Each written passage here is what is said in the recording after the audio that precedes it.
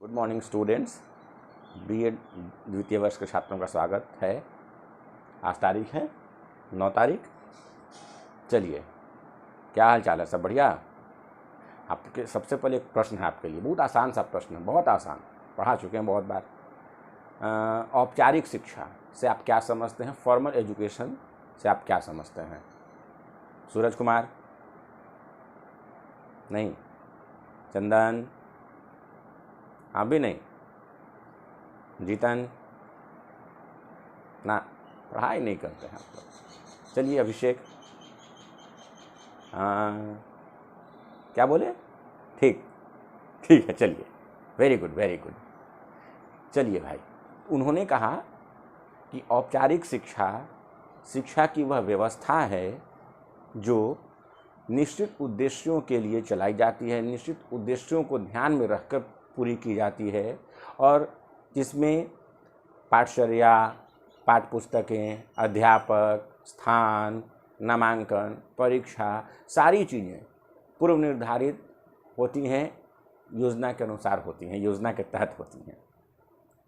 तो इसी औपचारिक शिक्षा व्यवस्था में जब हम बच्चों का आकलन करते हैं तो बच्चों के आकलन या मूल्यांकन के कौन कौन से आधार हैं?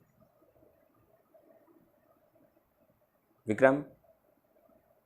ठीक, बहुत अच्छा। तो औपचारिक शिक्षा व्यवस्था में बच्चों के आकलन के दो आधार हैं, उसके दो पैमाने हैं।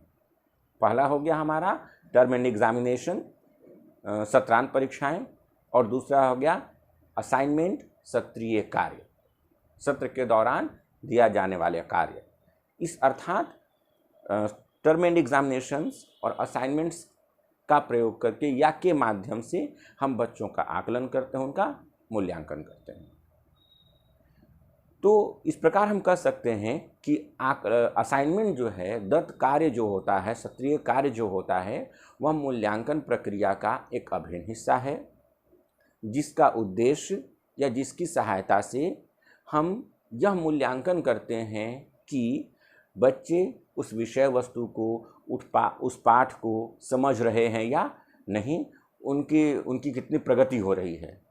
तो आज का मेरा टॉपिक है, क्या लिखें यहाँ पर? बताइए। हाँ, बताइए बताइए।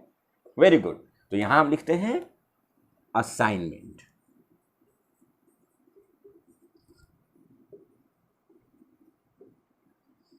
Assignment as a tool of assessment and evaluation, आकलन एवं मूल्यांकन के एक उपकरण के रूप में सत्रीय कार्य। इस टॉपिक के अंतर्गत हम लोग चर्चा करेंगे 3 बिंदुओं पर। सबसे पहले इसका अर्थ देखेंगे, मीनिंग ऑफ असाइनमेंट। फिर देखेंगे विशेषता, एक अच्छे असाइनमेंट की विशेषताएं, और फिर देखेंगे इसका महत्व, इम्पॉर्टेंस।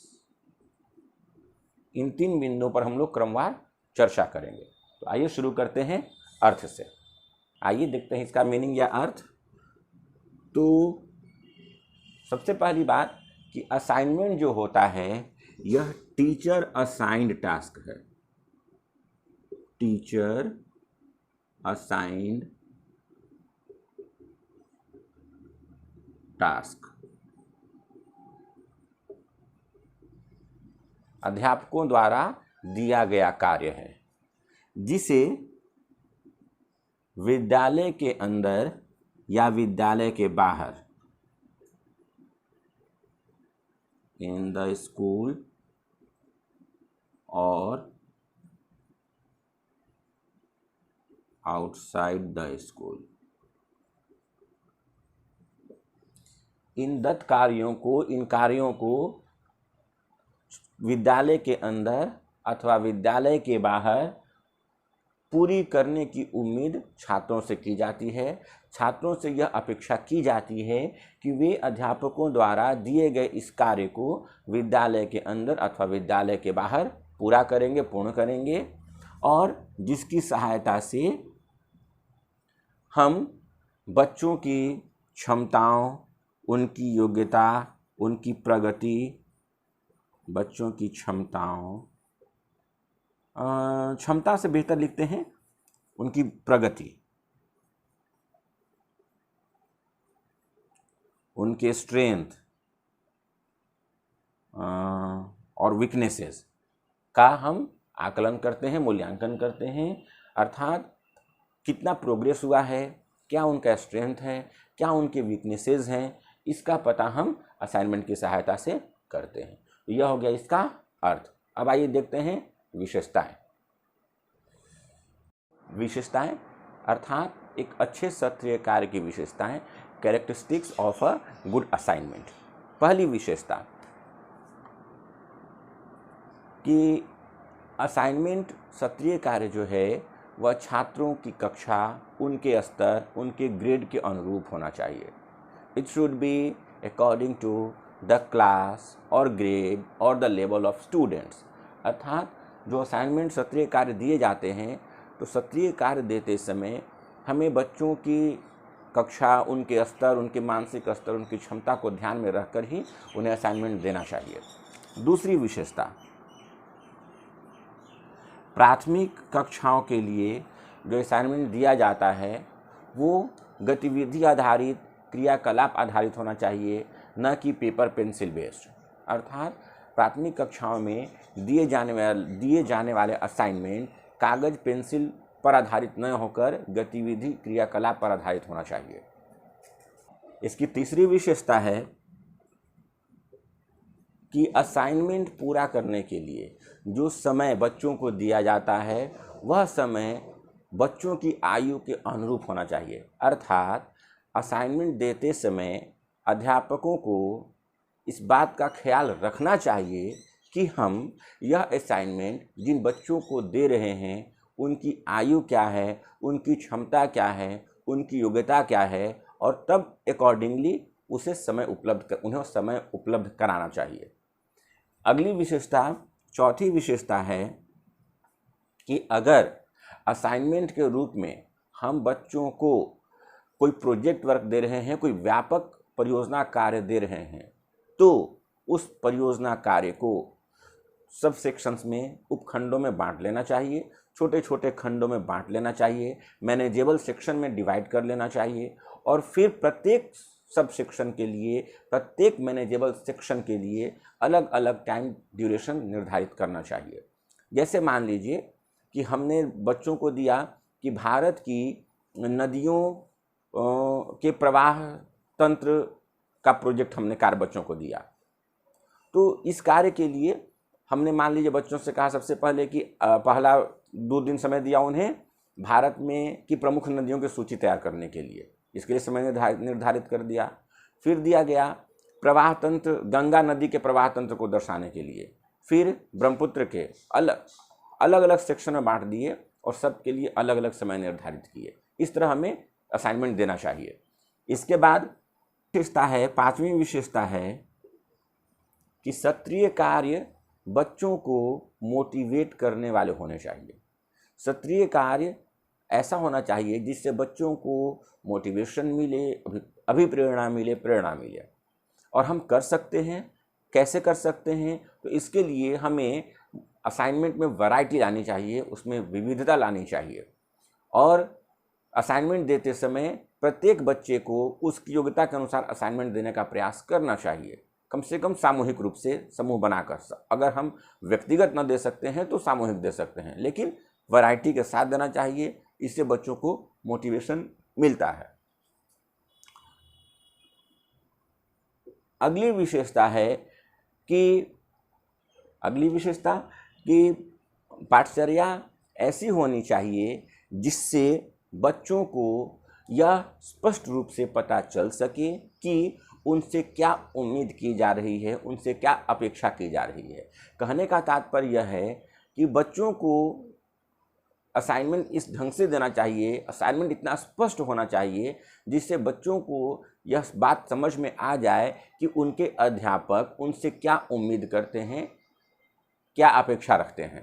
अगली विशेषता कि असाइनमेंट जो है वह पाठचर्या और पाठ्य वस्तु पर आधारित होना चाहिए।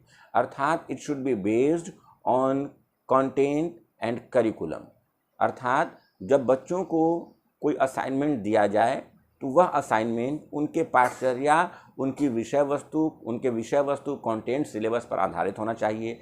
इससे बच्चों को उस असाइनमेंट की सार्थकता, उपयोगिता समझ में आती है और वे रुचि के साथ उसको पूरा करते हैं। फिर अगली विशेषता है कि असाइनमेंट जो है वह पाठचर्या के मूल उद्देश्यों और शिक्षण उद्देश्यों पर आधारित होना चाहिए। असाइनमेंट हमें ऐसा देना चाहिए जिससे शिक्षण के उद्देश्यों की प्राप्ति की जा सके, प्राप्ति में वह सहायक हो। इस प्रकार का असाइनमेंट देना चाहिए। अगली विशेषता है कि असाइनमेंट हमारा जो है वह उसमें बच्चों के लिए स्पष्ट दिशा निर्देश होना चाहिए।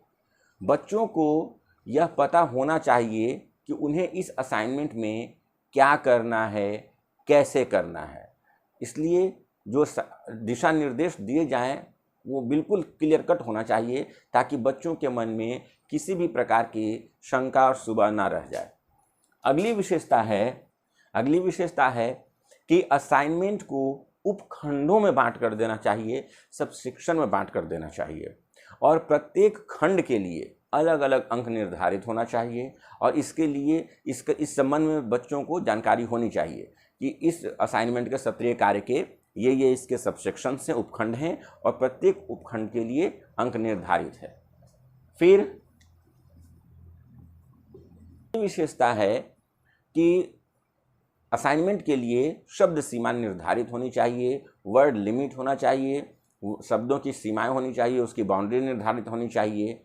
और इससे बच्चों को कहने के लिए मतलब कि एक सीमित शब्द में, सीमित माध्यम से, सीमित संख्या में अभिव्यक्ति का अवसर मिलता है। और इसकी अंतिम विशेषता है कि असाइनमेंट जो है यह प्रश्न के रूप में होना चाहिए। Assignment must be in the form of question, शब्द प्रश्नों के रूप में होना चाहिए।